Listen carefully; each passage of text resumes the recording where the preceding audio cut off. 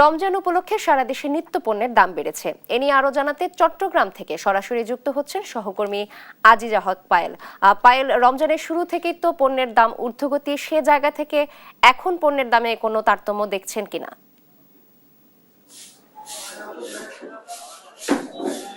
আমরা যেমনটি বলছিলেন, চট্টগ্রামে নিত্যপণ্যের বাজার দর একেবারে ঊর্ধ্বমুখী। এখনো পর্যন্ত আসলে খুব একটা জিনিসের দাম কমেনি। এতে মধ্যবিত্ত থেকে নিম্নবিত্ত সকলেই হিমশিম খাচ্ছে বাজার করতে। চট্টগ্রামের কাজীরদড়ি বাজার, যেখানে সবসময় মানুষের সরগম থাকতো, সেইখানে এখন কিন্তু ক্রেতা শূন্য বলাই যায়। এখানে যারা বিক্রেতারা আছেন তাদের সাথে আমি কথা বলেছি। অন্যান্য বছরের তুলনায় তারা বলছিলেন যে কিছুটা কম আছে, তবে ক্রেতা শূন্য একেবারেই। কিছু কিছু ক্রেতা আসলেও কিন্তু দাম বেশি থাকার কারণে তারা খুব একটা কিনতে পারছেন না। তবে চট্টগ্রামের যে বাজারে এখনো পর্যন্ত এই লেবু হালি প্রতি চলছে ৮০ থেকে ১০০ টাকা। তবে কাঁচামরিচের দাম কিছুটা কমেছে, যেগুলো পাওয়া যাচ্ছে ৫০ থেকে ৬০ টাকা দরে। বলতে গেলে সালাদ আইটেম গুলো আসলে সবকিছুই দাম বাড়তি রয়েছে। একটু আমরা জানতে চাইবো আসলে এখনো পর্যন্ত দাম বাড়তি কেন, একটু কখন নাগাদ কমবে একটু জানাবেন। লেবু আপনার বৃষ্টি না পড়লে লেবুর দাম কমবে না। লেবু এখন সিজন নেই। সালাদের আইটেম সবগুলো কমে গেছে। আজকে মরিচ ৫৫ টাকা, কিরা ৫০ টাকা, গাজর ৪০ টাকা, সবগুলোর দাম কমে গেছে। যদিও বিক্রেতারা বলছিলেন যে সবকিছুর দাম কমেছে, তবে ক্রেতাদের অভিযোগ এখনো পর্যন্ত দাম না কমায় তারা আসলে বাজারে এসে হিমশিম খেতে হচ্ছে তাদের।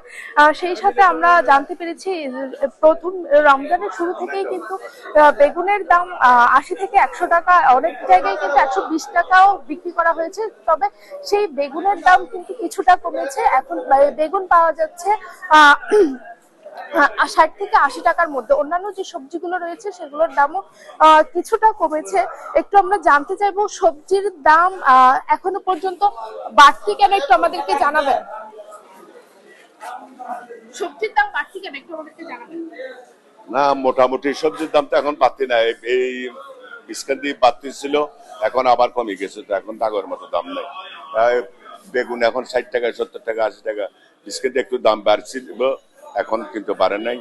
ওই সবজি এখন ফুলকপি, বাঁধাকপি, এখন নতুন সবজি কয়েকটা দাম আছে।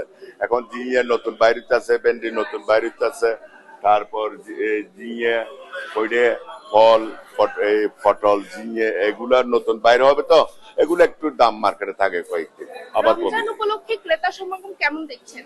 জি, রমজান উপলক্ষে ক্রেতা কেমন দেখছেন? না, রমজান উপলক্ষে এবছর অনেক ক্রেতা নাই মার্কেটে। বেচা কিনে একদম খুব কম। আগের অন্য বছরের থেকে এবছর অনেক কম ব্যবসা বাণিজ্য। এরা মোটামুটি আছে। জি, যেমনটি শুনছিলেন, যেটা আমি বলছিলাম, আসলে অন্যান্য বছরের তুলনায় কিন্তু এবছর একেবারে ক্রেতা শূন্য রয়েছে চট্টগ্রামের খুচরা বাজারগুলোতে।